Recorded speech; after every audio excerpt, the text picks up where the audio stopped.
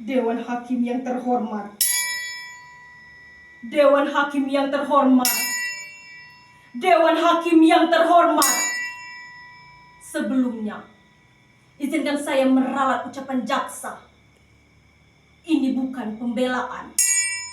Karena saya tidak akan membela diri saya sendiri. Karena ini bukan pembenaran. Nama saya Sumara. Seorang perempuan. Seorang TKW. Seorang pembunuh. Dan seorang pesakitan. Benar atau salah, yang saya katakan, menurut apa dan siapa saya tidak peduli. Untuk itu, Dewan Hakim yang terhormat, izinkan saya bicara. Jangan ditanya dan jangan dipotong. Apabila waktunya telah berhenti, saya akan diam selamanya.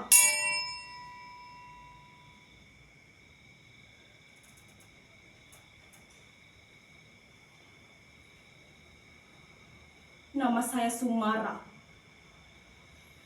Menjadi babu, buruh, sudah menjadi pilihan hidup saya.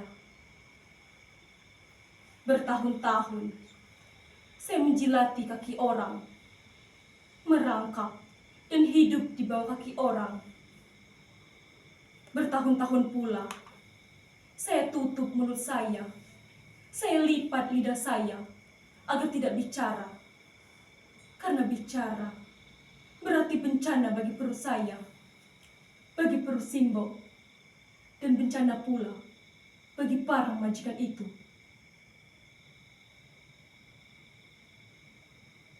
Sedari kecil, saya tidak pernah berani menolak wajah saya, terutama di desa Karangsari.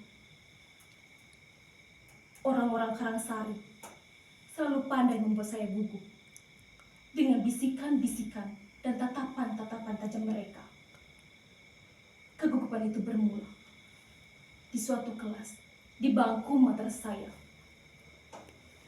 Pak Kasiri, guru madrasah saya, menerangkan,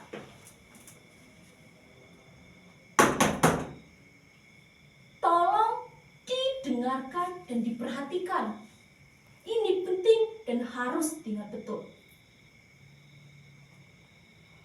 Pembunuhan para jenderal itu dilakukan oleh sekelompok orang yang keji yang tergabung dalam organisasi PKI. Orang-orang PKI itu benar-benar biadab. Untuk itu dihapus dan dilarang berkembang lagi. Seluruh anti PKI dihukum. Shh, yuk. Shh, yuk. Sini. Tak kasih tahu. Bapak si Sumara itu orang PKI. Dikasih tahu kok malah ngeyel. Iyo, udah diciduk. Makanya kau jangan deket-deket sama si Sumara. Nanti kena ciduk. Apa benar Bapak kurang PKI?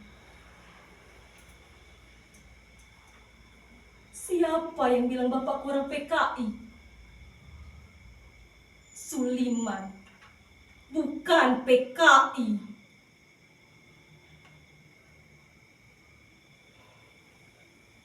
Benar apa kata Simbo? Seharusnya Bapak tidak perlu menyetor gula-gulanya ke Denwasto. Sekarang lihat apa yang terjadi. Ketika Denwasto diciduk tentara dan koperasi mereka ditutup, Bapak juga ikut-ikutan terseret. Begitulah. Terakhir kali, Simbo, Yudhistira, dan Kang Rohiman bertemu dengan Bapak. Dan saya sekalipun belum pernah bertemu dengan Bapak. Tapi kenapa bayangan Bapak terus mengutuk hidup saya? Membuat saya takut mendongak. Membuat saya takut bicara. Dan membuat saya kehilangan separuh hidup saya.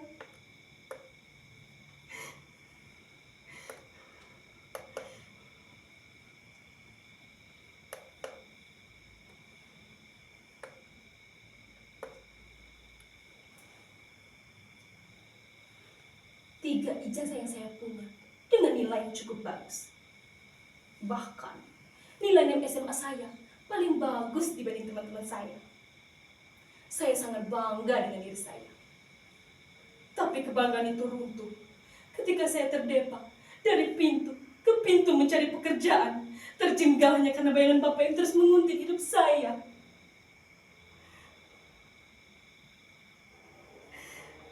Saya ingat betul apa yang dikatakan Pak Lurah waktu itu. Ketika saya mencari surat keterangan bersih diri, terbebas dari ormas terlarang sebagai salah satu syarat mendaftar jadi PNS.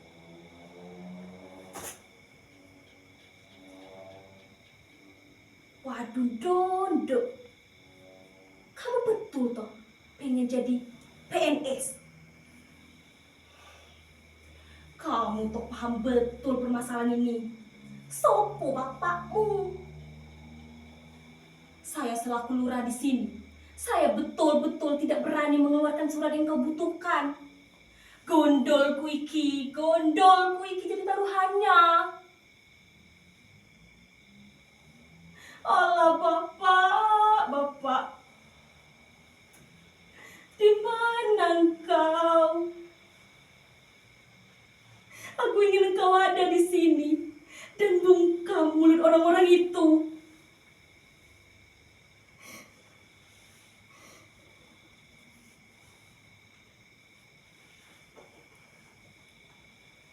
Dewan Hakim yang terhormat, jika memang bapakku bersalah, lantas apa iya, aku, Simbo, Yudhasa dan Kanuhiman harus menanggung dosa itu selamanya? Dikucilkan, dirampas hak kami, dan selalu terdepak di negeri kami sendiri.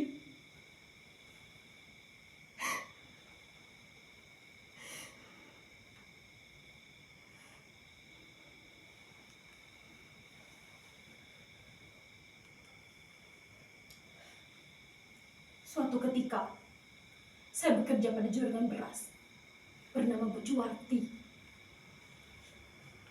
Semula kerja saya serabutan, kadang menyeret beras, kadang menimbangnya, kadang pula mencatatnya.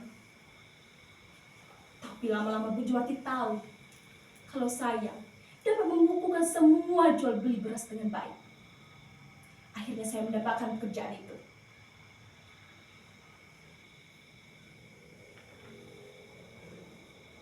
Dan pada saat bekerja di juragan beraslah, saya berkenalan dengan seorang lelaki.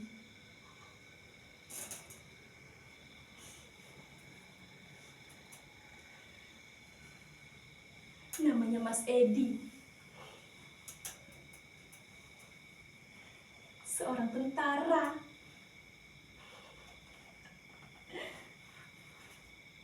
Aku jatuh hati padanya. Cintaku semakin bersemi. Manakala aku tahu kalau Mas Edi juga mencintaiku. Hatiku rasanya terbang tinggi sekali. Kemudian terdepak, jatuh ke jurang yang paling curam. Aku tidak mungkin membuktikan cintaku dengan Mas Edi. Mas Edi mundur secara teratur ketika telah mengetahui seluruh sejarah keluargaku. Lagi-lagi, bayangan Bapak terus menguntitku.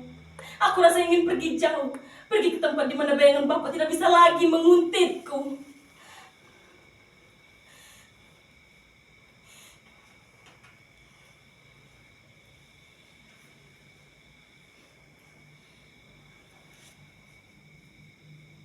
Akhirnya, aku memutuskan untuk pergi ke Arab, bekerja di sana, jadi TKW. Semua urusan saya urus, mulai dari biaya-biaya administrasi di kelurahan, Depnaker, biro tenaga kerja, dan kantor imigrasi, dan semua tetap bengek pun saya penuhi. Dan akhirnya, saya mendapatkan surat keterangan bersih diri setelah melalui selipan-selipan itu. Oh alah, mengapa tidak saya sadari dulu bahwa semua bisa dengan mudahnya dengan selipan-selipan itu?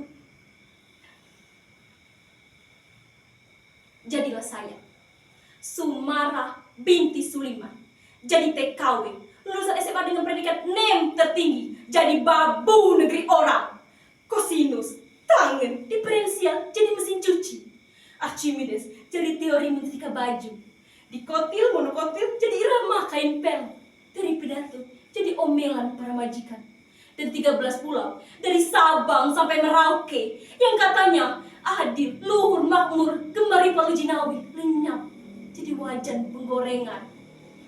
Oh, mana?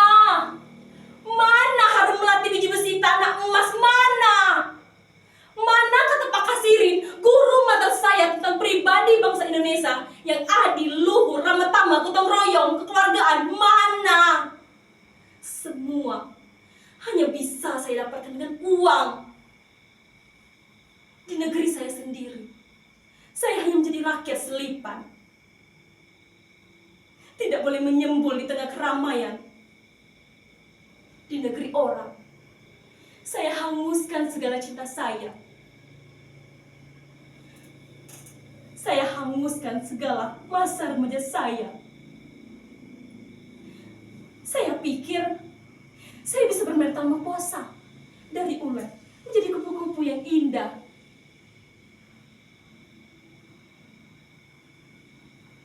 Tapi ternyata Sumara tetap saja kandas. Di balik jubah-jubah majikan saya, di balik cerita majikan saya disiksa. Gaji saya setahun hilang entah kemana. Dan bencana itu,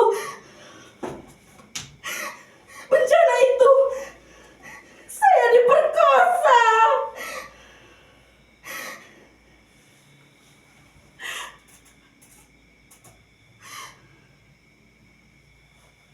Seperti budak yang halah dibinatangkan.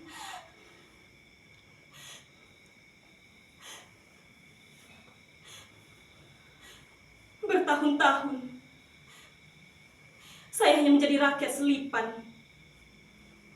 Tidak boleh menyembul di tengah keramaian.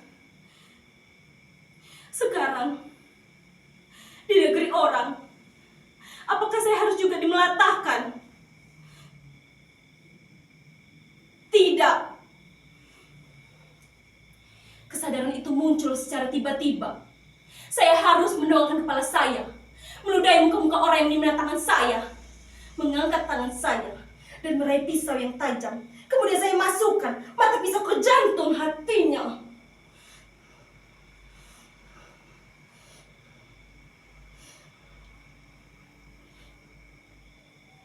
Majikan itu saya bunuh.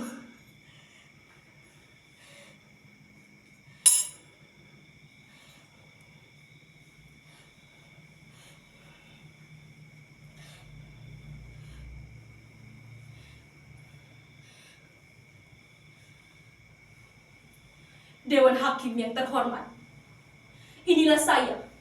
Nama saya Sumara. Bagi saya, perjuangan, harapan, penderitaan, semua butuh keberanian. Tapi harapan menjadikan penjara bagi hidup saya. Inilah saya. Nama saya Sumara. Saya siap mati.